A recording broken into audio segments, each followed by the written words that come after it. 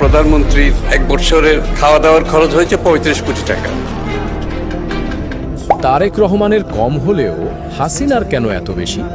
বছরে ৩৫ কোটি টাকার খাবার খান শেখ হাসিনা, যেখানে একজন সুস্থ মানুষের বছরে একেবারে প্রিমিয়াম মানের খাবার খেলেও ৫ থেকে ৭ লাখ টাকার মতো খরচ হয়। তাহলে হাসু আপার ক্ষেত্রে এটা কিভাবে সম্ভব? টাকা চিবিয়ে খেলেও তো এত টাকা হজম করা সম্ভব নয়। অথচ দেশের বর্তমান প্রধানমন্ত্রী তারেক রহমানের প্রতিবেলার খাবার খরচ মাত্র ১৫০ টাকা।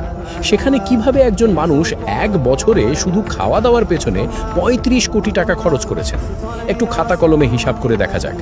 ৩৫ কোটি টাকাকে যদি ১২ মাস দিয়ে ভাগ করেন তাহলে মাসে আসে প্রায় ২,৯১ লাখ টাকা।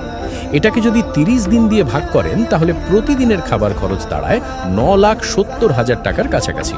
প্রতিদিন ৩ বেলা খাবারের হিসাব ধরলে প্রতি বেলায় খরচ ৩,২৩,০০০ টাকার বেশি। এখন প্রশ্ন হচ্ছে, একজন মানুষ দিনে প্রায় ১০ লাখ টাকার কি খেতে পারে? ব্যাপারটা কি এমন যে তিনি সোনার থালায় হীরার টুকরো খেতেন, নাকি তার খাদ্য তালিকায় এমন কিছু ছিল যা সাধারণ মানুষের কল্পনারও বাইরে?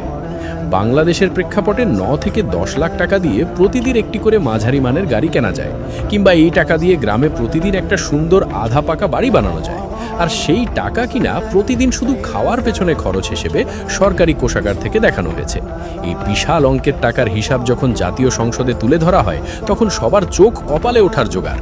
একজন রাষ্ট্রপ্রধানের খাবার খরচের নামে জনগণের ট্যাক্সের টাকার এমন হরিলুট সত্যিই অবিশ্বাস্য। এই যে প্রতিদিন ১০